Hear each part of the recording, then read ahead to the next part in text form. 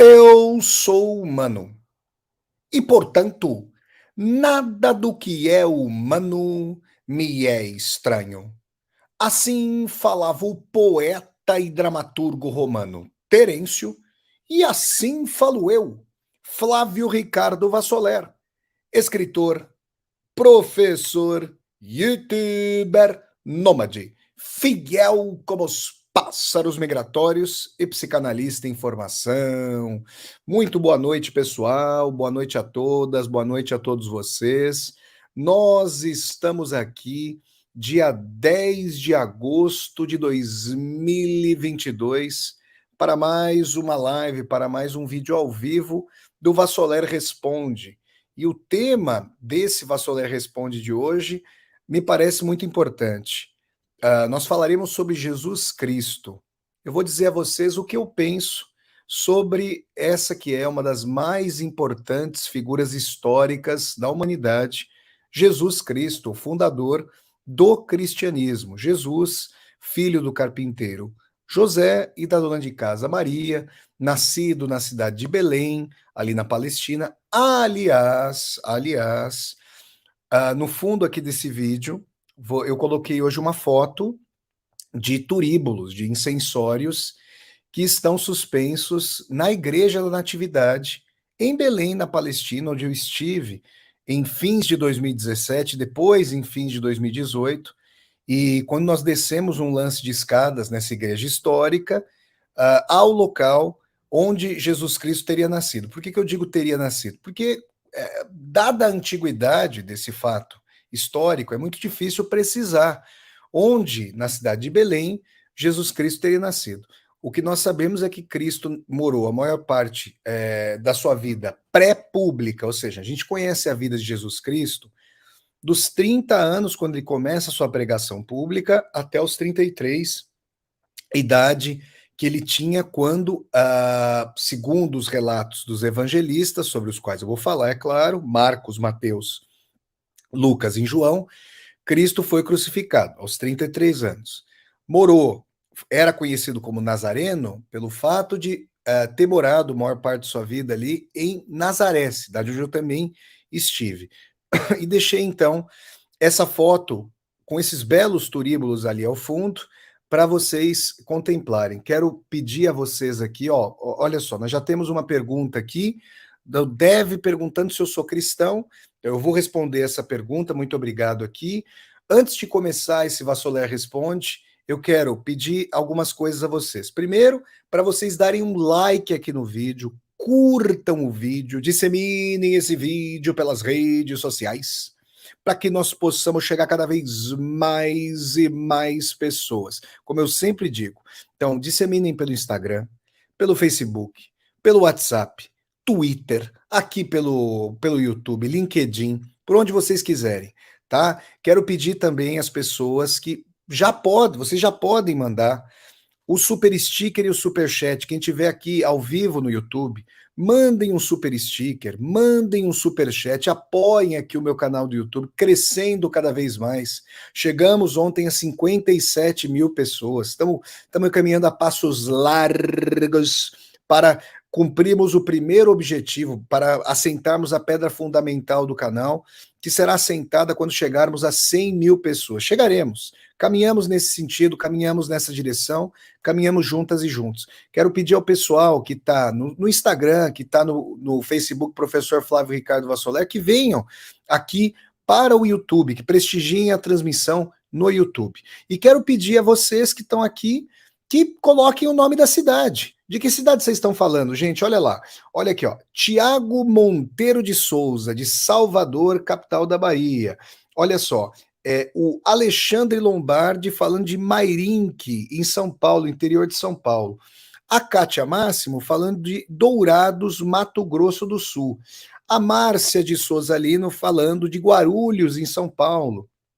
O Dido falando de Curitiba. Coloquem aí, gente, o nome da cidade de vocês para nós conversarmos. Hoje, o tema do Vassoler Responde, olha aqui, nós temos o Araújo falando de Águas Claras, Denis Araújo falando de Águas Claras, Distrito Federal, o Adeilton falando de Feira de Santana, estado da nossa querida Bahia, A Luana falando de Santa Cruz, no estado da nossa também querida Paraíba, olha só, Santa Cruz, na Paraíba.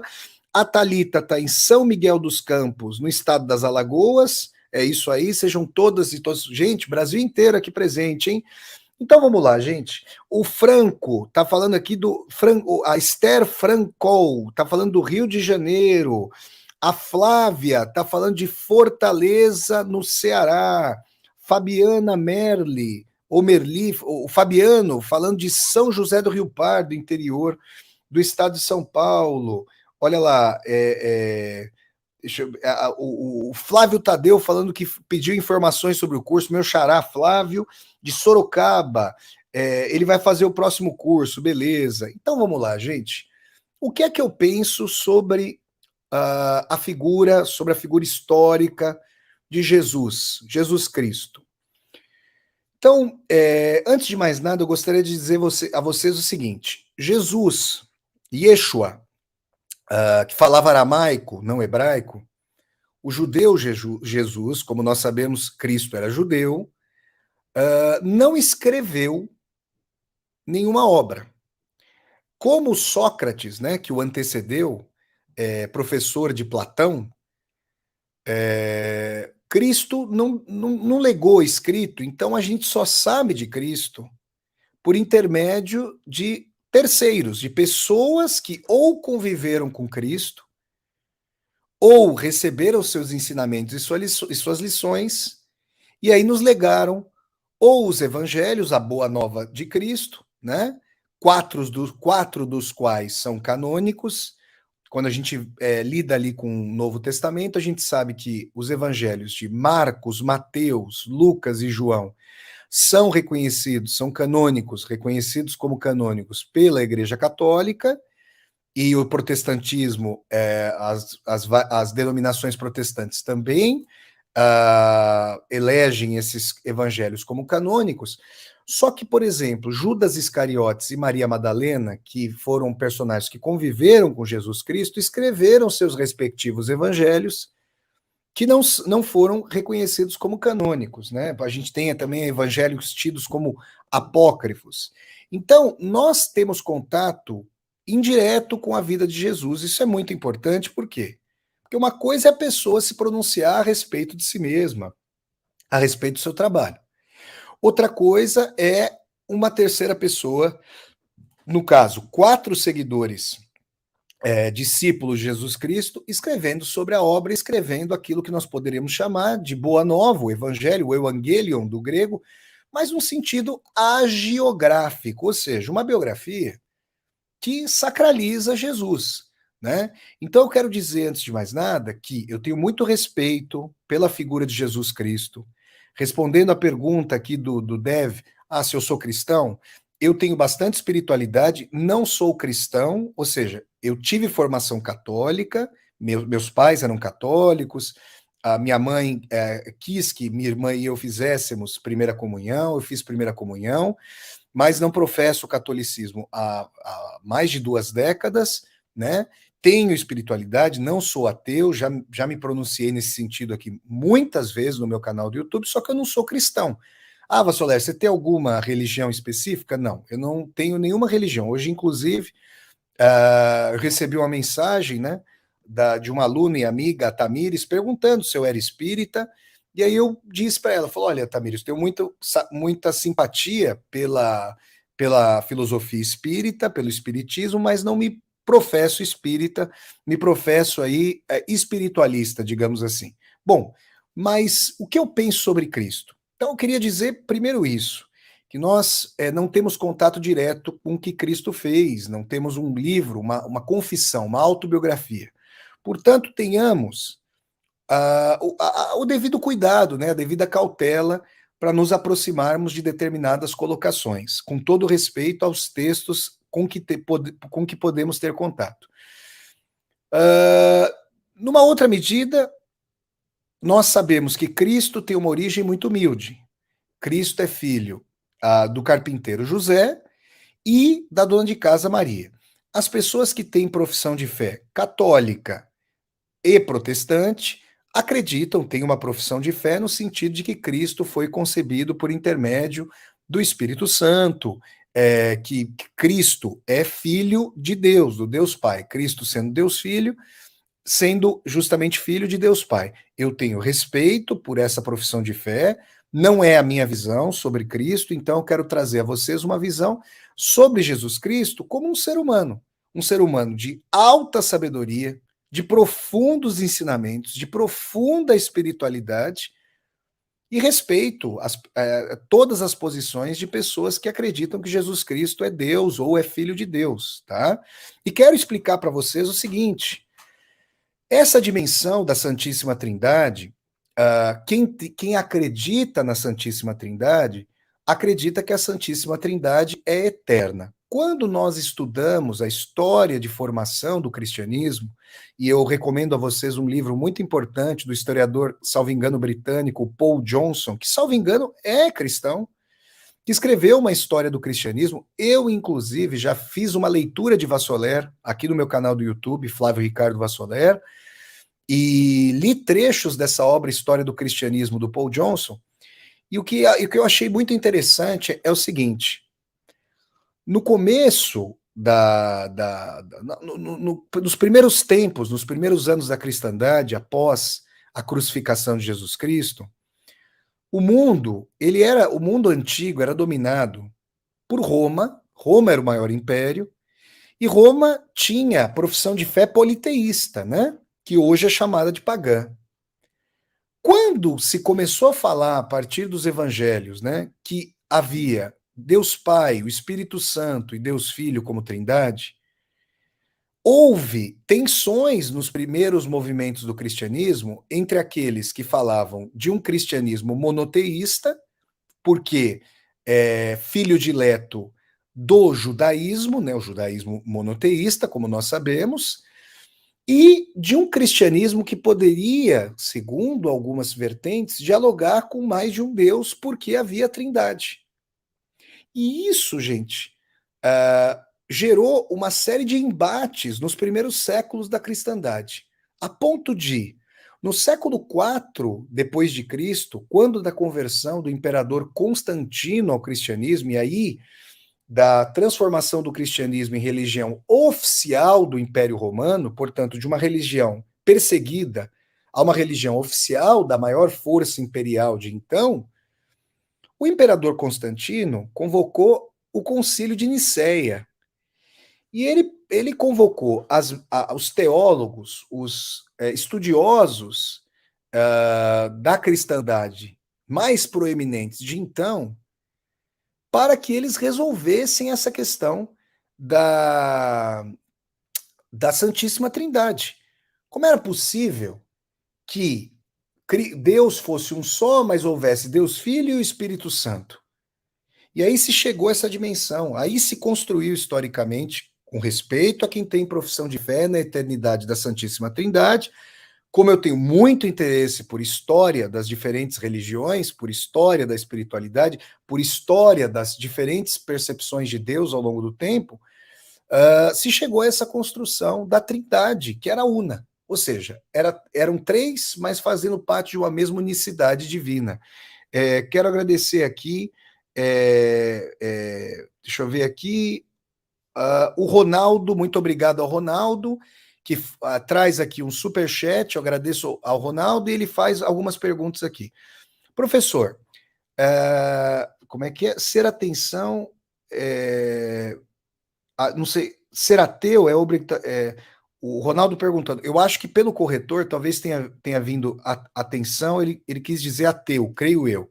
Ser ateu primeira pergunta do Ronaldo, ser ateu é obrigatoriamente não ter espiritualidade no sentido metafísico? Olha, Ronaldo, o ateu afirma que não existe Deus, ou que não existe, ou que não existe vida após a morte, ou que não há sentido. Então, nesse ponto, em termos da transcendência e da espiritualidade, não.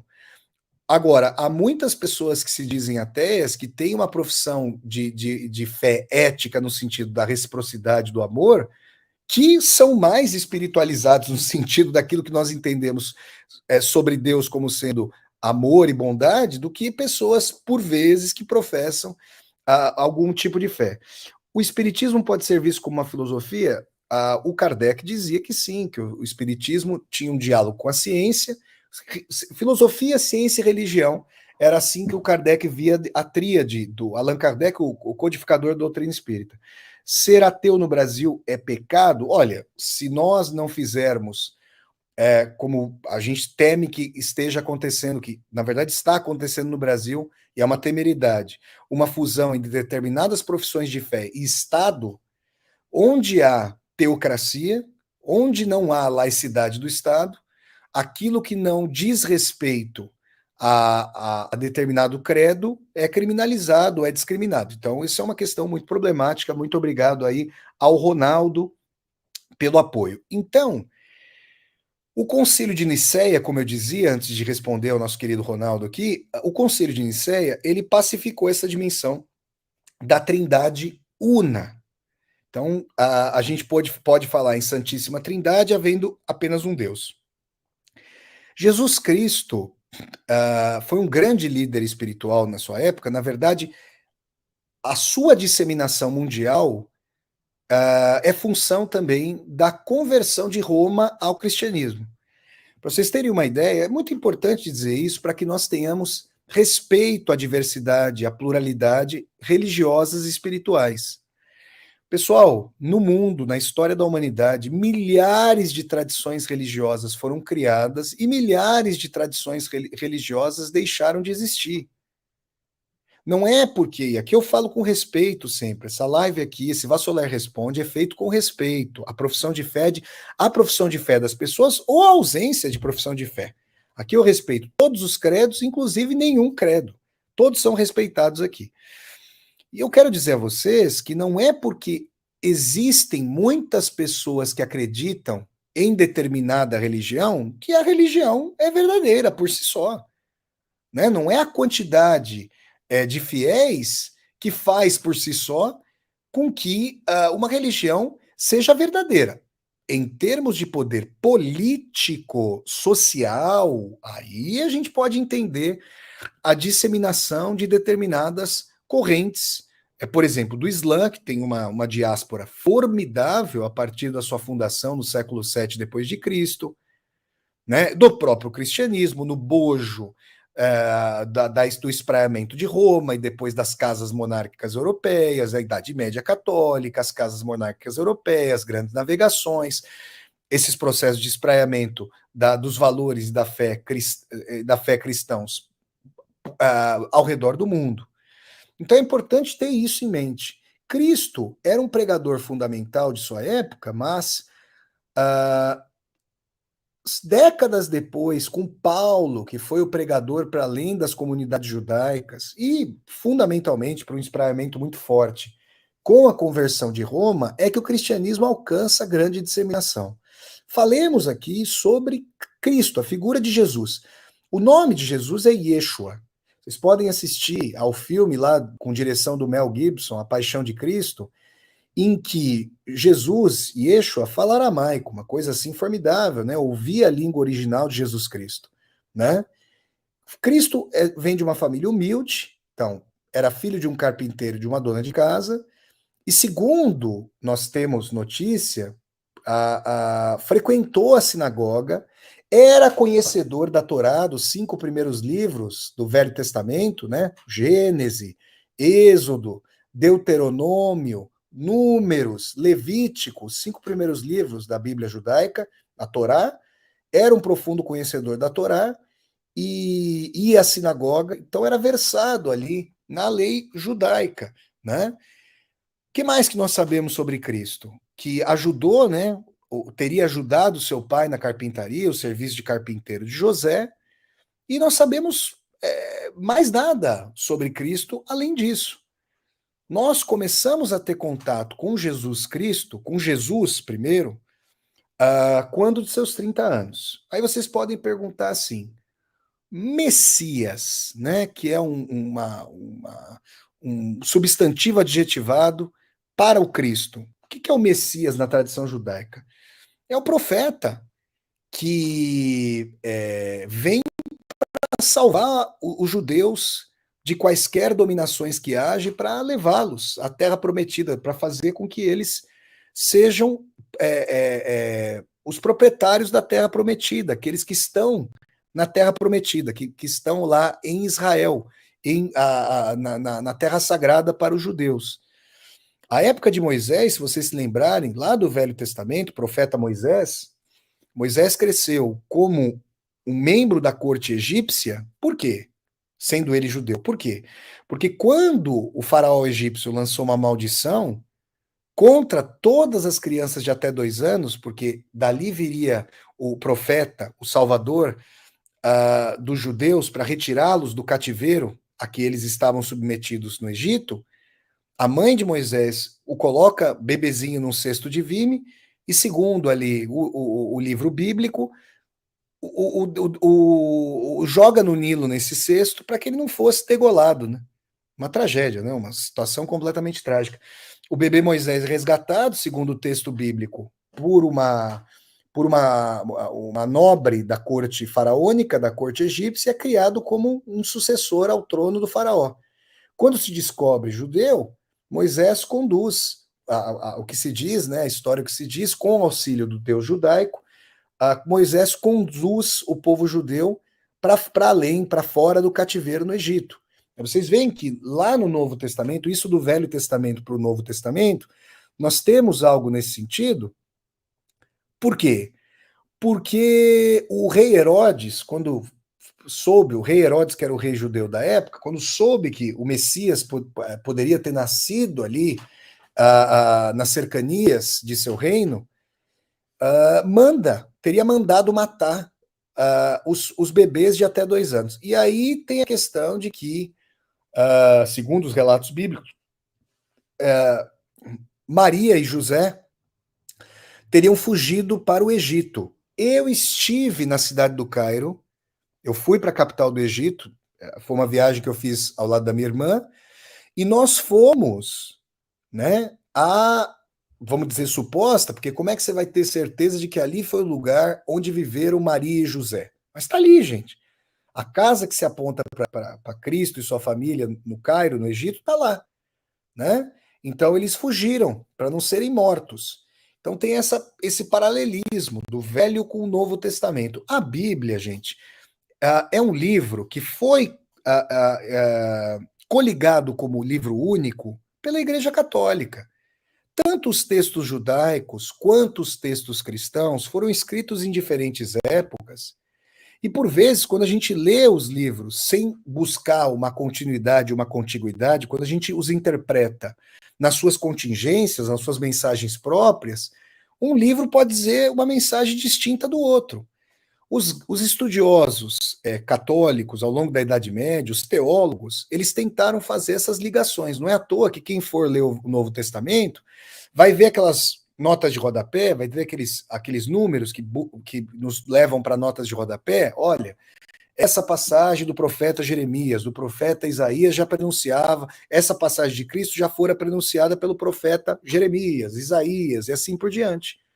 Percebem? Isso é obra de estudiosos, formando essa exegese, formando essa hermenêutica do judaico-cristianismo, do católico-protestantismo. Depois os protestantes vão fazer a sua própria hermenêutica, que, claro, é muito derivada da hermenêutica católica também. Basta lembrar que o Martinho Lutero foi um doutor da igreja, foi um teólogo católico, né? Muito bem. Cristo, portanto, não é como Siddhartha Gautama, como aquele que se tornaria o Buda, filho das mais abastadas classes sociais. O Buda era filho de um príncipe, filho de um rei do norte da Índia. Né? Então, Cristo tem uma origem humilde. Cristo, quando da sua pregação, não fez odes ao poder. Cristo esteve com pessoas adoentadas, pauperizadas, mulheres que eram tidas como proscritas, pessoas ali que eram tidas também como marginalizadas. Esse é o anti-exército de Jesus Cristo. Jesus Cristo, há interpretações no sentido de que Judas, né, que depois se mostrou, segundo os relatos dos evangelistas, alguém que traiu Jesus Cristo, de que Judas queria incitar Jesus numa rebelião política contra Roma, porque aquela região ali da Judéia era dominada pelo Império Romano, e como vocês podem saber, o governador romano da época era Pôncio Pilatos, né? Eu vou contar para vocês aqui, porque eu já estive lá em Jerusalém, eu vou contar para vocês essa ida para lá, esses périplos que eu fiz por ali. Então, Pôncio Pilatos.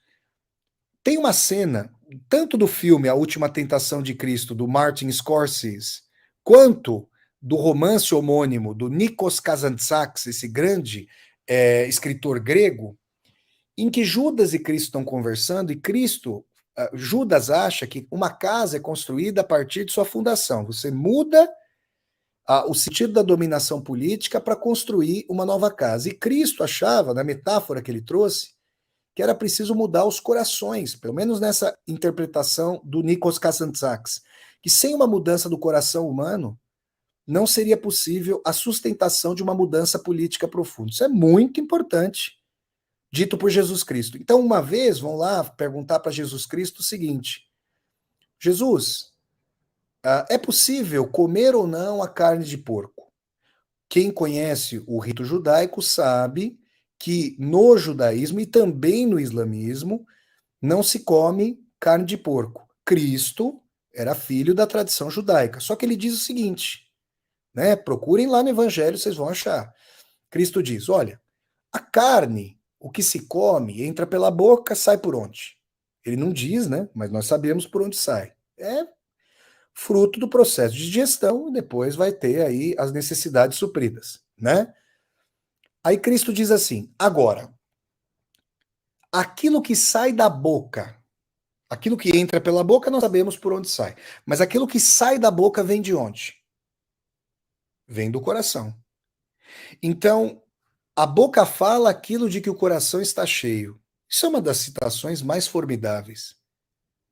Quando um amigo liga para um outro amigo, uma amiga liga para outra amiga, querem compartilhar uma conquista, falar uma felicidade, e a pessoa não consegue transbordar de felicidade, que isso pode denotar inveja, competitividade, despeito. Isso é o que vem do coração, por exemplo, né? Então, essa reforma do coração humano, porque também disse Jesus Cristo, lá onde está o seu coração, ali reside o seu tesouro, é o cerne ético das prédicas de Jesus Cristo, né? A Márcia pergunta assim, muito obrigado a Márcia pelo super chat. Por que a Igreja Católica não reconheceu os evangelhos apócrifos? Seria porque a informação não interessava a Igreja? Muito provavelmente, né? São questões políticas político-teológicas, para que determinados textos fossem reconhecidos e outros não, né? São os concílios, são as reuniões ali, as altas cúpulas da Igreja determinando que texto entra, que texto não entra na Bíblia Sagrada, na Bíblia tida como canônica, tá bom? Muito obrigado a Márcia, o apoio. Então, Cristo era um pregador moral. Agora,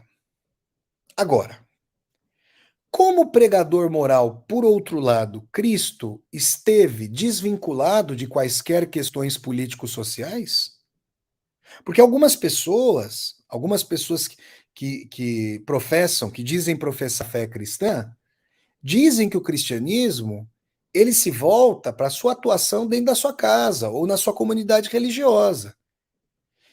E dizem, inclusive, ou falam que é preciso saber se a pessoa é uma irmã ou um irmão de fé. Eu não conheço o Cristo do Sermão da Montanha como alguém que fala só com seus partícipes, com sua comunidade. Inclusive porque eu me lembro da parábola do bom samaritano. Quem se lembra aí que está assistindo a esse vídeo do Vassolé Responde sobre Jesus Cristo, que eu faço aqui agora sobre o que eu penso sobre Cristo, e se lembra da parábola do bom samaritano, né? O que foi?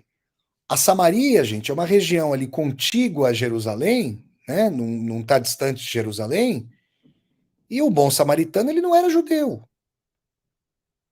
Mas, como vocês podem se lembrar, à época, os deuses, as crenças, eram crenças vinculadas ao pertencimento a determinado povo. Os intérpretes histórico-materialistas das religiões falam que é só quando se forma um império que abarca toda uma miríade de povos que a dimensão de Deus, um Deus ubíquo e universal, vai se formar. Interessante, não deixa de ser interessante isso. Os judeus tinham um Deus próprio, um Deus nacional, um Deus voltado para a sua comunidade.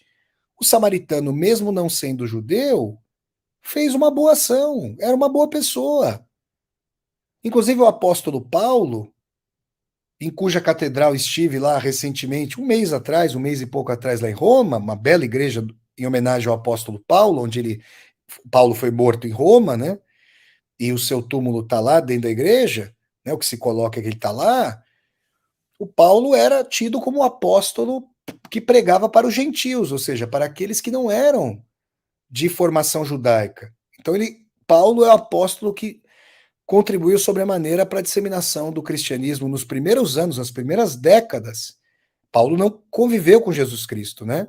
Paulo era um judeu que, inclusive, se vocês forem ler lá a biografia Paulo Estevão, que foi escrita pelo Espírito Emmanuel, do Chico Xavier, que era o espírito que acompanhava aí o Chico Xavier nos seus livros, é um livro maravilhoso que eu li no segundo semestre, outubro de 2006, eu li esse livro. Lembro até hoje do livro. O Saulo, o primeiro Saulo, Shaul, ele era doutor da igreja, tinha contraposição aos cristãos, recebeu a visita de Cristo, Espírito de Jesus, segundo suas colocações, na estrada de Damasco. Saulo, Saulo, por que persegues? E aí se converteu ao cristianismo. Essa história do que virou de Shaul a Paulo, seu nome convertido. E o Paulo ajudou a disseminar. Então o Cristo tem um espírito, Jesus tem um espírito universalista. Ele não seria o Messias judaico, inclusive o judaísmo não acredita em Cristo como o Messias, porque não trouxe a libertação política. Esse é um aspecto importante aí para a tradição judaica. Agora, o Christos, ungido, né? Ele vai se tornar quando da pregação e depois de sua morte, né? Então o Cristo é alguém com uma origem humilde, um pregador da reforma moral do coração humano, dos afetos humanos, alguém que não achava que uma pessoa de determinada proveniência tinha primazia em relação às demais. Isso é muito importante, porque Cristo não era sectário, Cristo falava com universalidade, e quando instado sobre si, olha, Rabi, falavam para ele, né, Rabi, mestre, quantas vezes devo perdoar? Até 7 vezes? A pergunta do Simão Pedro, né, que fora pescador de peixes e Cristo disse que agora seria pescador de homens, de seres humanos, para a informação da igreja cristã. Até 7 vezes, aí o Cristo fala, não digo até 7 vezes, em verdade, não, vos digo, lhe digo, não até 7 vezes, mas até 70 vezes 7. Então a dimensão do perdão, a dimensão da superação do ressentimento, da discórdia, da perfídia, da inveja. Essa é a base da reforma moral do cristianismo. Agora, quando Cristo fala no seu mais famoso sermão, amai ao próximo como a ti mesmo, quando eu estive lá em Israel barra Palestina, eu fui até o local onde se diz que Cristo proferiu, né, o sermão da montanha, né? E quando Cristo diz amar ao próximo como a ti mesmo, eu pergunto aqui a vocês, quem é esse próximo? Quem que vocês acham? É só quem está do lado de vocês? Porque olha só, eu estou aqui em Braga, ao norte de Portugal, e vocês estão nos vários locais aí do mundo, do Brasil e do mundo. E vocês não estão próximos e próximas de mim agora? Então, próximo pode ser qualquer pessoa. Aí já houve pessoas que vieram me perguntar o seguinte: Pastor Léo, como é que você interpreta essa questão do amar ao próximo como a ti mesmo? Porque já vieram me falar perguntas inteligentes. Pastor Léo, como é que o Cristo fala no imperativo amai? Ninguém consegue amar imperativamente alguém. Pergunta 1. Pergunta 2. Vassoler, você não acha que tem aí uma propensão, que me perguntaram, hein, gente, de o Cristo falar de um amor narcísico? Porque quer dizer que você não vai amar o outro, você vai amar o outro como a ti mesmo? São boas perguntas. Como é que eu me dirijo a elas? Da seguinte maneira, porque eu realmente acredito que essa passagem de Jesus Cristo é um norte para a nossa vida. É muito difícil alcançar isso, mas é um grande norte para a nossa reforma pessoal e política. Já vou chegar até o aspecto político dessa passagem do Cristo, de Jesus. Por quê? Primeiro, que Cristo está sendo realista com relação às propensões humanas. Um sábio, mesmo jovem, né, muito jovem, pregador muito jovem, pelo menos naquela vida que viveu, que eu acredito que inclusive não foi a única vida de Cristo, né? Porque como as pessoas podem saber que eu tenho simpatias reencarnacionistas, né? Mas de qualquer maneira, um sábio muito jovem trazendo aí uma dimensão de que o ser humano tem egoísmo. Tem egoísmo? Olha, eu acho que é muito difícil as pessoas dizerem que não, né? É muito difícil que digam que não. Vocês veem dois irmãos ou duas irmãs ali, às vezes tem o filho mais velho ou a filha mais velha, vai até o berço, o bercinho do irmão ou da irmã, tenta derrubar do berço, perdeu toda a atenção que recebia antes do pai e da mãe, agora dá atenção para o irmãozinho ou para a irmãzinha, está fazendo isso. Isso é um ato de egoísmo. E se não for limitado, que tem que ser limitado, tem que haver limites, obviamente, por parte dos pais, isso pode transbordar numa tragédia, né? Mesmo que pela insciência de uma criança ali. Mas que é importante ser limitado. Então, primeiro que essa dimensão do amai, ela diz respeito a uma orientação, mais do que, porque ninguém realmente vai ser coagido a amar. Mas quando é uma orientação, quando se trata de algo com um guia, um norte, quando nós nos desviamos, a gente tem aquela estrela guia. Então isso é muito importante para balizar as ações. Segundo, considerando que nós temos egoísmo, e vejam, o egoísmo ele é uma força que, se nós pensarmos aí na trajetória das espécies animais, e o ser humano é um animal também, um animal racional, mas um animal, o egoísmo contribuiu lá atrás para a perpetuação de espécies. Hoje é que ele pode ser superado, porque nós chegamos a uma condição tecnológica, material, que permite a abundância e permite que ninguém viva ao relento, deixe de comer, deixe de ter acesso à saúde e à educação. Mas nós, moralmente, não conseguimos fazer isso ainda. Política e moralmente. Aliás, uma coisa atrelada à outra, diria Jesus Cristo. Então, quando diz, olha, amar ao próximo como a ti mesmo, Cristo parte de um realismo de que nós, muitas vezes, pensamos primeiro em nós, depois em outrem. Então, se conseguirmos ver que existe um outro tão digno quanto nós, isso é uma revolução. Se o outro tiver tanta dignidade como nós reputamos que temos, isso é uma transformação ética fundamental. Cristo está falando da ética da alteridade, da ética do outro, da relação eu-outro. E vou dizer mais: isso está na base de todas as tradições espirituais. Essa é a regra de ouro. Faça para o próximo o que você gostaria que fosse feito com você. Cristo reinterpreta, a meu ver, essa dimensão.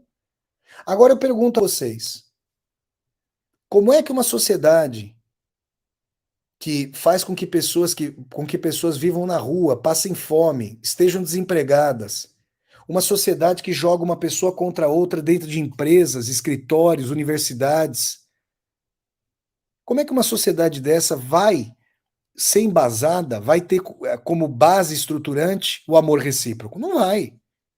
O ser humano já tem dificuldade nesse sentido, ainda quando são estimulados seus principais afetos deletérios, duros, para além da bondade, da compaixão, da solidariedade, da amizade, do companheirismo, tudo isso vai ser relegado. Portanto, as pessoas que acham que o cristianismo, que a mensagem de Jesus Cristo é uma pílula para uso interno, a meu ver, estão enganadas. O cristianismo é uma mensagem moral barra política. E moral, aqui vocês não estão me vendo falar de moralismo.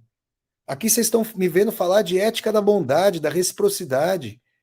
Amar o próximo como a ti mesmo é uma lição que, interpretada como a leitura cristã da regra de ouro, engloba qualquer outra lição. É o norte maior. Tudo que Jesus Cristo disse, depois de falar amar o próximo como a ti mesmo, é uma dedução dessa estrela maior. É como o Sol em face dos planetas que giram ao redor de si. Essa é a lição maior, é o centro da lição de Jesus Cristo. Então, Cristo é um reformador moral e político, social. Ou vocês acham que Cristo aceita a pobreza? Ah, é? Aceita a pobreza e aceita a riqueza? Então vamos averiguar mais passagens. Passagens espinhosas para aqueles e aquelas que querem ver em Jesus Cristo alguém que referenda hierarquia e referenda a sociedade de poderosos. Pois chegou lá para Jesus Cristo um rapaz e ele disse assim: Rabi, eu quero dizer a você que eu sou um bom filho, eu respeito os meus pais, quero dizer a você que eu sou um bom empregador, meus funcionários são pagos em dia, tudo certinho. Eu sou um bom marido, sou fiel à minha esposa, sou um bom pai, já falei, não sei se eu falei que é um bom pai. Ele falou que era bom, que era uma pessoa boa. Agora eu quero saber o que me falta para entrar no reino dos céus. Aí o Cristo ele tinha a verdadeira visão de raio-x. O que era isso? Ele percebia a intencionalidade, um sábio, é uma figura sábia. Ele falou: agora você vai fazer o seguinte para entrar no reino dos céus, segundo lá a passagem bíblica. Você vai voltar para tua casa, você vai pegar tudo que você tem, você vai vender. Aí você vai me seguir.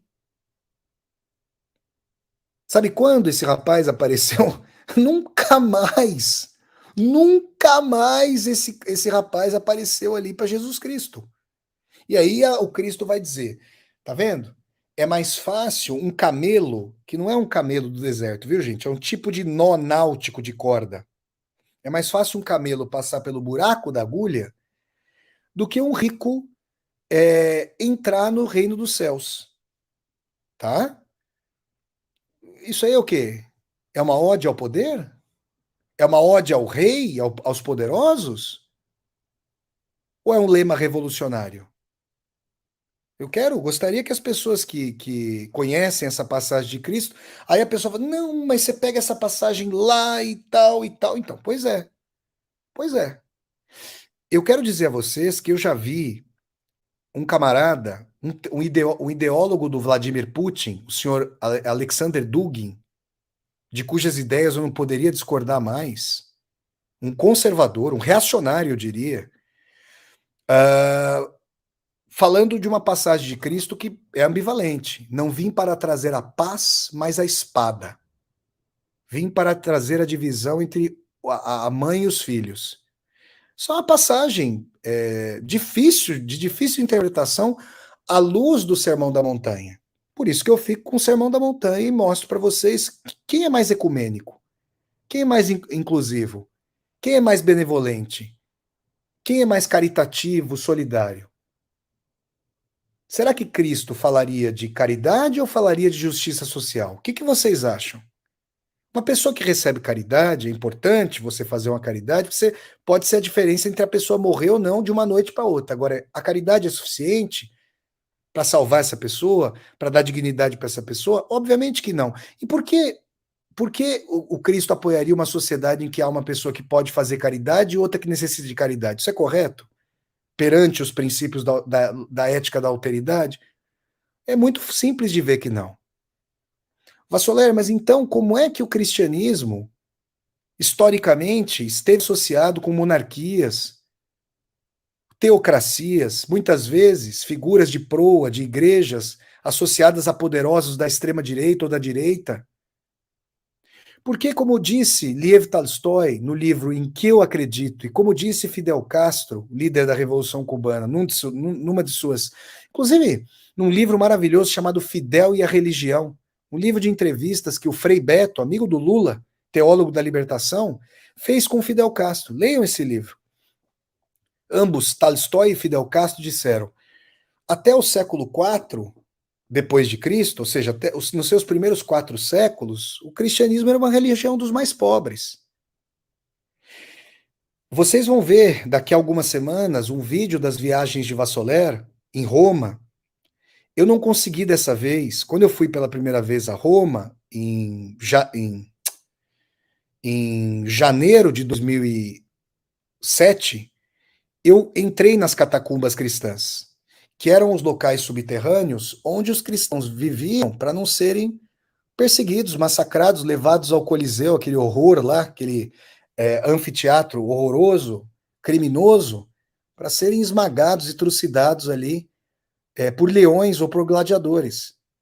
Eram perseguidos. Agora, a hora que o cristianismo vira uma religião dos poderosos, pronto. Aí, o conteúdo revolucionário do cristianismo é deixado de lado, é ritualizado. Cristo, ao invés de nós interpretarmos, eu quero colocar minha posição com relação a isso. Ao invés de nós interpretarmos que Cristo é uma baliza ética e moral, a aposta em Jesus como Deus, e eu respeito, mais uma vez, a profissão de fé das pessoas, quando se coloca Cristo como Deus e quando se coloca que Jesus foi crucificado para pagar, para expiar os nossos pecados, Cristo vira aquela representante divina, inalcançável, inatingível, e nós, ao invés de sentirmos Cristo como um guia, passamos a sentir culpa. E aí, essa culpa, muitas vezes, ela vai obnubilar e obstaculizar a visão de que o cristianismo não se coaduna na sua versão primordial com monarquias, com ditaduras, com o próprio capitalismo, que não há conciliação possível. Não há. Porque se houvesse, quando Pôncio Pilatos pergunta, você não é o rei dos judeus? Lá no julgamento de Cristo. Você não é o rei dos judeus? Então cadê suas tropas? E o Cristo diz para ele, minhas tropas não são, meu pai não manda tropas porque meu reino não é desse mundo. O que ele quer dizer com isso? Olha, dominar politicamente, você pode começar uma revolução com ímpetos de transformação, mas se o coração humano não estiver reformado, você pode formar castas, como houve na União Soviética, como há na China. Até na Coreia do Norte, é um grau de infantilização da população. Pra vocês terem uma ideia, a marcação temporal na Coreia do Norte data, é uma coisa impressionante isso. Não sei se vocês sabiam, quem não sabe fica sabendo. Data do nascimento do fundador da monarquia norte-coreana, né? Do avô do atual mandatário. Vocês conseguem ver um negócio desse? Então tá aí, gente. É essa coisa pedestalizada, distanciada. E isso não é a mensagem original ali, segundo os próprios evangelhos, segundo o Sermão da Montanha. Então, a ritualística, ela distancia a mensagem ética e política do cristianismo da vida das pessoas. Então, a pessoa ela pode frequentar determinado rito e muitas vezes a religião considera que essa ritualística é a ação espiritual ela própria. E nós estamos vendo que não, né? Pelo menos segundo essa vertente de interpretação que eu trago para vocês. Espiritualidade é uma ação ativa, honestidade, tentar, não, na medida do possível, não magoar as pessoas, dizer coisas verdadeiras. É muito difícil, né? Numa sociedade como essa, com as pessoas aí feridas e dispostas a ferir dessa forma, é uma coisa muito difícil. Então, Cristo é um revolucionário. Jesus é um revolucionário. Por que isso é incômodo para tendências conservadoras? Porque justamente a ética cristã não pode aceitar a pobreza, não pode aceitar a desigualdade social. Cristo já tinha morrido quando da escritura dos Atos dos Apóstolos, mas procurem lá, no capítulo 2 dos Atos dos Apóstolos, um versículo em que se diz que as pessoas da comunidade humilde dos pescadores de Cafarnaum iam até os apóstolos, entre os quais Simão Pedro, que era um pescador lá de Cafarnaum. Tem a casa do Pedro, eu fui lá, tem uma igreja lá hoje, na Palestina. Tá lá em Israel e na Palestina. E tem uma estátua do Pedro. O Pedro estava lá. Eles depositavam todos os bens. Vejam, o marxismo, por exemplo, fala de socialização dos meios de produção. Tá? Aqui a gente está falando de socialização dos bens de cada pessoa, naquela comunidade. E as pessoas depositavam os bens junto aos apóstolos, não para que os apóstolos monopolizassem isso, mas porque houvesse a redivisão dos bens conforme a necessidade de cada um. Porque uma pessoa adoentada precisa mais de comida do que uma pessoa que não está doente. Vocês percebem? O Paulo diz assim: você considera a mensagem de Jesus Cristo compatível com a ideia de reencarnação? Paulo, essa é uma boa pergunta, muito obrigado aqui pelo apoio. Olha, na passagem de Elias, no Novo Testamento, se pergunta ali, João Batista, leiam a passagem. João Batista, João Batista veio depois de Elias. Elias seria a reencarnação de João Batista. Isso está ali. Várias tradições. Os egípcios tinham reencarnação, os hindus têm reencarnação, os budistas têm reencarnação, a Cabala judaica tem reencarnação. Essa passagem mencionada da Bíblia são reencarnacionista.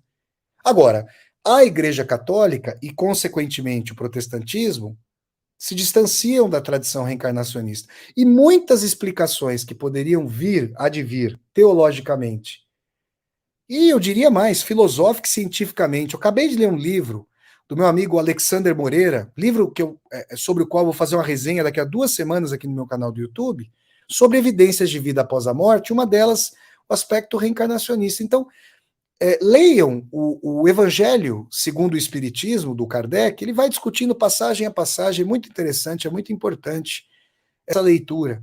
E vamos, né, abrir aí as várias perspectivas.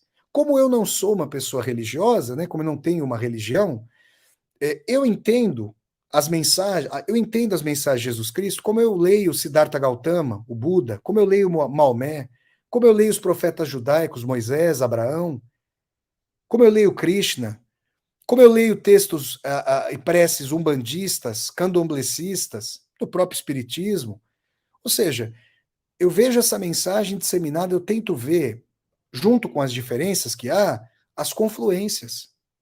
Então, Jesus Cristo é uma pessoa que trouxe para nós essa possibilidade de ter uma vivência ética, uma vivência de transformação dos valores, uma vivência de busca do perdão, de tentativa de ação correta, que é muito difícil. Há muitas zonas nebulosas de como agir. Às vezes, para fazer o bem, por exemplo, às vezes para dizer uma coisa que é verdadeira para alguém, essa pessoa pode ficar sentida e magoada com a gente. Ou ela pode achar que outra pessoa está sendo beneficiada. Não é o caso, mas a gente pode ficar entre a cruz e a espada. Como agir? Essa dimensão de uma escolha moral, uma escolha ética, para mim é o fundo do que é a espiritualidade. Ou seja, que alguém se assenhore da sua decisão ética e que faça uma coisa ou deixe de fazer outra porque percebeu que isso era o mais benigno, aquilo que mais conciliava a pessoa com a alteridade. Acho que isso é muito importante a ser dito, porque aí a gente começa a perceber um Cristo próximo de nós, né? Um Cristo que não é apenas então somente para a utilização no momento da prece. Eu respeito todas as preces. Quando eu estive lá na igreja do Santo Sepulcro, em Jerusalém, eu vi as pessoas se ajoelhando naquela, vamos dizer assim, naquela cama de madeira que teria carregado o Cristo do seu local de morte na caverna, e a partir de onde ele teria ressuscitado, até onde ele teria levado até a caverna, se colocavam os mortos em cavernas e as entradas eram fechadas, né, com pedras. Então, que as pessoas se ajoelhando, eu tenho muito respeito por isso. Tem um local lá onde está o túmulo de Jesus, o Gólgota, que é o Morro da Caveira, onde o Cristo foi crucificado, onde se considera. Mas, assim, o respeito aos símbolos, aos ícones, é um respeito importante, sobretudo para as pessoas que se orientam ritual e religiosamente, mas me parece mais profundo e complicado, no sentido humano, tomar decisões benevolentes, tomar decisões que transcendam o egoísmo, que transcendam o dogmatismo, o exclusivismo. Por exemplo, dizer que uma religião tem a primazia em relação às demais, me parece o prenúncio de uma guerra. Aliás, a humanidade mostrou isso. Isso pode ser com Deus ou sem Deus, pode ser no futebol, pode ser na política. E pode ser nas religiões.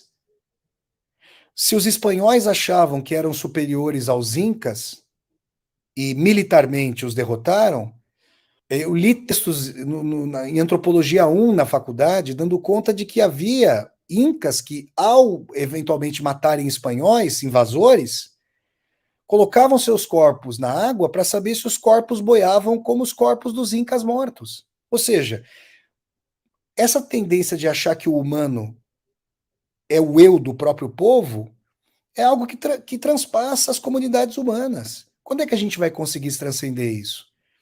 Quando é que a gente vai pensar em coexistência e não em primazia?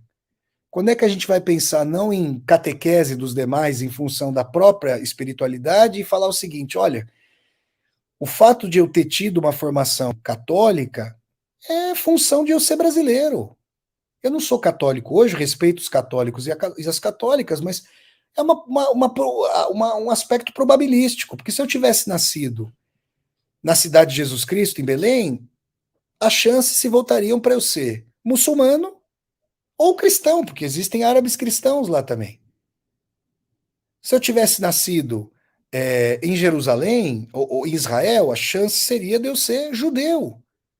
Inclusive, por parte de pai, eu tenho ascendência judaica sefaradita, dos judeus que moraram aqui na Península Ibérica. Os japoneses apresentam maior probabilidade histórica e cultural de serem budistas, e assim por diante, gente. Agora, um país, porque teve historicamente maior poder militar, tem mais verdade? Eu acho que a humanidade, se quiser construir verdades ainda assim, vai chegar à extinção. Vai destruir o próprio planeta. Aliás, está destruindo mesmo. Não é o momento da gente repensar esse tipo de construção de verdade? Que se quer unívoca? Então, se a pessoa nasceu na Península Arábica, ou se a pessoa está na Indonésia, o maior país muçulmano do mundo hoje é a Indonésia. E se a pessoa quer seguir o Alcorão, por que esse livro teria menos verdades do que a Bíblia judaico-cristã, do que a Torá e do que a Bíblia? Eu não vejo por quê. A gente tem que compreender, gente, que da mesma forma que o futebol, vamos fazer assim, a pessoa é futebol, eu sou corintiano por causa do meu pai. E eu aprendi a tradição judaico-cristã por causa dos meus pais. Então isso está imantado de afeto, isso remete à formação da infância, da adolescência, remete às experiências. E se isso vale para mim, por que não vale para a pessoa do outro país? Vale. Então a gente entende assim, olha, você vai ter a sua fé ou a sua ausência de fé. Mas o que é ecumênico entre nós? O convívio no mesmo planeta. Olha, as várias tradições espirituais, por exemplo, falaram do não matarás. Não é importante isso? As pessoas, né, falam assim, não, porque as religiões promoveram guerras. Promoveram, ao longo da história, muitas guerras, sobretudo quando vinculadas a estados. Quando se fundiram a poderosos, ou elas próprias eram representantes de teocracias. Além das guerras, que são horríveis, legaram constituições e legaram o não matarás, por exemplo, aqui no Ocidente. Quem falou do não matarás? Moisés trazendo as tábuas da lei. Então, é assim que eu vejo Jesus Cristo, como um líder espiritual, moral e político. Então, se Cristo tivesse valorizado o dinheiro, teria falado claramente. E eu dei exemplo aqui de que ele não valorizou dinheiro coisa nenhuma. Se Cristo tivesse valorizado o poder, ele teria feito um acordo com Pôncio Pilatos, não teria? Mas não fez. Não fez. Quando Pôncio Pilatos lhe perguntou o que é a verdade, o silêncio de Cristo é sintomático. Será que uma pessoa tão auto-vangloriada, tão autocentrada em seu poder como Pilatos, porque Pilatos lavou as mãos, é corresponsável. Aliás, quem crucificavam eram os romanos. Essa prática é romana. Então, será que Pilatos saberia? Não tem coisas que dizem para nós? E o Cristo tem uma passagem. O Dostoiévski usou essa passagem como epígrafe do romance Os Irmãos Karamazov. Tá? Cristo diz assim: o grão de trigo caído na terra, se não morrer, fica só. mas, se morrer, produz muito fruto. Cristo falava por meio das metáforas, né? E as pessoas iam entendendo que ele estava falando com pessoas muito simples, gente. Vocês acham que se até hoje a gente tem crise muito séria de educação, você imagina na época lá de Jesus, com aquelas comunidades rurais simplíssimas, as pessoas ali, apenas uma elitezinha de pessoas ali que podiam ler e escrever, e Cristo falava isso. O grão de trigo. O grão de trigo, se ele cai na terra, ele é potencialmente um trigal, mas não necessariamente, ó, é em potência, não é em ato. Se ele cai na terra e não morre, ou seja, se ele não se nega como grão de trigo para germinar como trigal, ele fica estéril. Mas se ele morrer, ele produz fruto. O que, que é isso? É preciso que haja uma terra fértil. E às vezes, gente, tem grãos de trigo que caem na nossa terra, só que a nossa terra está infértil. A gente não tem sabedoria ainda para ouvir, a gente não quer ouvir, a gente está fechado para ouvir determinado ensinamento. Coisas que às vezes uma pessoa diz para nós, mas 1000 anos atrás, a gente fala assim, meu, como é que eu não ouvi isso aí? Ou às vezes o próprio pai, a própria mãe, o próprio avô, a própria avó, um amigo, uma amiga. Mas depois, quando a terra fica fértil, quando a gente tem suficiente experiência, sabedoria para retirar, digamos, a venda dos olhos, e essa é uma imagem que Cristo faz muitas vezes ali no Evangelho, a gente compreende. Então, a minha perspectiva é essa. Estudando o taoísmo, estudando o Confúcio, estudando o Buda, estudando o hinduísmo, vendo a origem dessas diferentes perspectivas.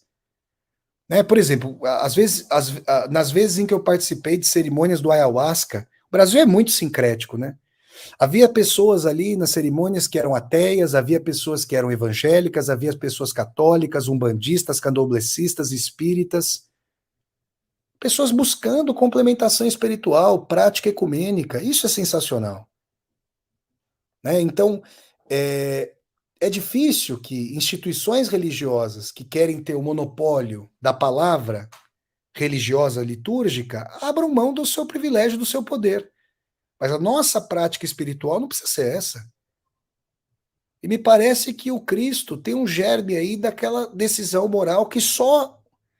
Gente, não adianta uma pessoa. Claro que uma criança vai ser ensinada a ter limites. Isso é muito importante por parte dos pais, primordialmente, mas não só. Professores, professoras, né? E assim por diante. Mas a ação verdadeiramente ético-espiritual é aquela que a pessoa toma por deliberação própria, sopesando o que vai fazer. Uma pessoa, vamos lá, a pessoa está lá. Acontece muito, hein? Isso aí, infelizmente, é uma coisa que acontece muito. Então você tem lá dois amigos, né? Ou duas amigas, aí você tem lá um casal, e aí o rapaz tem um melhor amigo, ou a moça, a namorada, tem uma melhor amiga. Gente, quando se trata de um melhor amigo ou de uma melhor amiga, é verdade que o namorado ou a namorada podem se encantar também pela pessoa, porque ser melhor amigo do companheiro ou da companheira significa que tem coisas em comum e a admiração pode ser coextensiva. Aí o Machado de Assis escreve várias histórias de triângulos amorosos, entre as quais a mais famosa, o Dom Casmurro, de potenciais triângulos amorosos, né? Como a gente sabe. Isso não precisava acontecer. Né? Se há um acordo, né? Não estou dizendo que a monogamia é a única forma de estar no mundo amorosamente. Não é isso que eu quero dizer. Mas se as pessoas tiveram um acordo nesse sentido, aquela pessoa que traiu, se traiu, caso tenha traído, ela fez porque quis. Não foi coagido por quem a fazer isso? E se falar que foi coagido ou coagida, vamos lá, né, gente? Então, isso é uma decisão. E são muitas as decisões que nós podemos tomar. Agora, quanto mais nós formos estimuladas e estimulados, a maldade, a competitividade, a exclusividade, a inveja, pior os nossos afetos serão. Então, me parece que o Cristo como norte, né, Jesus como uma figura ética, é alguém que tem muito a ensinar sobre, olha, o princípio é o princípio do perdão. Me fizeram mal, vamos supor, me fizeram mal. O nosso instinto, as nossas propensões são duras, a gente fica com raiva, a gente se sente magoado, ofendido, tem vontade, por vezes tem vontade de se vingar. Mas Cristo disse ali, falou, olha, isso é ruim, vai gerar um ciclo de desafetos, de rancor, ressentimento, um ciclo infinito praticamente. Você faz o mal, você devolve o mal com o mal, o outro vai querer devolver depois, acabou, né? A gente sabe como é que essa ciranda vai. O Gandhi chegou a falar, o grande Mahatma Gandhi, altamente espiritualizado, chegou a falar que olho por olho, dente por dente, a humanidade vai ficar cega e banguela. É exatamente o que está acontecendo agora, né? Se a pessoa consegue, lutando muitas vezes consigo própria, não retaliar, não se vingar, deixar aquela pessoa partir, falar, ó, segue o seu caminho, não cruze mais com o meu, e tenta, ao longo do tempo, perdoar, não é fácil. Esquecer não significa perdoar, né? Como nós sabemos. Tem até aquele dito xistoso: esquecer, perdoar eu perdoo, esquecer eu não esqueço. Então não perdoou. É muito difícil o perdão. Mas só de a pessoa não retaliar, ela está contribuindo. Sabe para quê? Para que eventualmente aquela pessoa que fez uma ação malévola chegue a pensar sobre o que fez. Porque o que muitas vezes essa pessoa espera na lógica de Talião é sofrer uma retaliação em relação ao que fez. Se não sofre, a pessoa pode ficar até embasbacada. São algumas aplicações práticas, muito próximas da nossa vida cotidiana. Sabe? A pessoa se sente ofendida, a pessoa tá lá, a pessoa tá casada e acha assim, poxa, minha companheira ou meu companheiro não reconhecem o que eu faço. Isso é muito duro mesmo. A pessoa pode se sentir magoada, pode falar, poxa, a pessoa não participa da minha vida. O que fazer? Gente, são nortes. As decisões éticas, elas são complexas, elas estão situacionais e esses nortes nos ajudam a balizar as nossas escolhas e decisões. Então é nessa interpretação filosófica, política, histórica, que eu leio Jesus Cristo como um líder espiritual, como um líder moral, como um líder político, social. É assim que eu interpreto Jesus Cristo. Quero pedir a todas e a todos vocês aí que, por favor, coloquem aí a cidade de onde vocês vêm. Vocês que estão aqui, ó, quero pedir, enquanto vocês colocam a cidade de vocês, coloquem aí, deem um like no vídeo, curtam o vídeo, disseminem esse vídeo pelas redes sociais, para que nós possamos chegar a cada vez mais e mais pessoas. Quero pedir a quem está assistindo a esse vídeo ao vivo ou de forma gravada, que vocês, por favor, quem não tiver inscrito ou inscrita no canal, se inscreva aqui no canal, toque a sinetinha para poder receber as notificações, tá bom? Para aí as pessoas aí contribuírem cada vez mais para o crescimento aqui do canal. Vocês podem contribuir com o canal, as pessoas mandaram super sticker, super chat, podem também, quem estiver assistindo a esse vídeo gravado, vocês podem mandar um valeu, clicar na tecla valeu aqui embaixo. Olha lá, a Mariana Lucena de Brasília, o Rafael de Ilhabela, em São Paulo, a Cirlei de Niterói, no Rio de Janeiro, Dolores de Pissarra, Santa Catarina, a Vanache do Rio de Janeiro, olha só, a Solange Ruten de Curitiba, a Regina de Vargem Grande Paulista, São Paulo. Então, gente, olha só, a Ellen de Uberaba, a Daniela de São Luís, pode ser a capital do Maranhão, o estado do Maranhão, São Luís, aqui, ó, por coincidência, o Antônio de São Luís, no Maranhão, a Sônia de Santa Maria, no Rio Grande do Sul. Então, quero agradecer a todas, ó, o Leandro aqui, da minha cidade, da minha eterna São Bernardo do Campo, Leandro no Instagram. Quero agradecer a todas e a todos vocês aqui. Espero que, caso vocês, eventualmente, caso vocês ainda não tenham refletido nesse sentido, porque pode ser que já tenham refletido sobre esse sentido, sobre esses pontos que eu trouxe, mas caso ainda não tenham pensado dessa forma, que esse vídeo seja propositivo e contribua para a reflexão a respeito de Jesus Cristo, uma figura histórica, uma pessoa fundamental sobre a qual eu venho pensando desde a minha infância. Eu tinha um livro, a minha mãe tinha lá em casa um livro, minha mãe me deu esse livro quando eu era criança ali, chamado Meu Livro de Histórias Bíblicas. Ele tinha uma capa dura amarela e tinha letras muito bonitas, cursivas ali, vermelhas. E foi nesse livro que eu entrei em contato com histórias bíblicas antes de ler a Bíblia. Foi lá que eu vi a história do Mar Vermelho, aí depois eu vi o filme Os Dez Mandamentos com o Charlton Heston. Foi lá que eu vi a história do Maná do Deserto. E eu quero contar aqui, antes de terminar esse vídeo, uma das primeiras reflexões, um dos primeiros questionamentos espirituais, religiosos que eu fiz na minha vida. Eu era muito criança, eu não sei nem precisar a idade que eu tinha. Mas eu lembro disso, eu me lembro disso. A minha mãe, ela deixava uma Nossa Senhora de Aparecida na penteadeira. Tinha cama, né? Aí tinha lá o baú da cama. Hoje em dia acho que não tem mais baú nas camas. O baú era onde colocava as cobertas e tudo mais, né? E na cômoda tinha uma Nossa Senhora de Aparecida. Então, quando a minha mãe ensinava para mim e para minha irmã que nós fôssemos rezar antes de dormir. Então, quando a gente ia rezar antes de dormir, a gente fazia oração, cada um voltado para sua respectiva Nossa Senhora. E eu não sei por quê, uma noite lá que eu ia rezar, em que eu ia rezar, a Nossa Senhora não estava na cômoda, eu não sabia onde ela estava. Eu tava, a verdade é que eu estava cansado pra caramba, eu falei, eu não vou levantar aqui da cama. E eu me lembro de que tinha uma luz, que a gente apertava o interruptor, tinha uma luz ali, pertinho, ao alcance da mão, ali na cama. Aí eu fiquei olhando para aquela luz, porque eu lembro do padre falar, do livro lá da Bíblia, Deus é uma questão luminar. E eu fiquei olhando para a luz. Aí eu estava fazendo a minha oração. Aí a minha mãe apareceu e falou: Meu filho, você não pode rezar assim, tem que ter a figura da santa aqui para você fazer oração. Aí eu me lembro de perguntar para minha mãe: Mãe, mas eu estou falando as mesmas coisas que eu sempre falo, por que a oração não é válida? Eu falei isso para minha mãe, eu lembro como se fosse agora. E às vezes eu fechei os olhos, mãe, eu estava pensando no que a oração diz. E depois eu perguntei, né? Falei, poxa, mãe, mas a gente fala as orações, Deus está escutando o que a gente fala.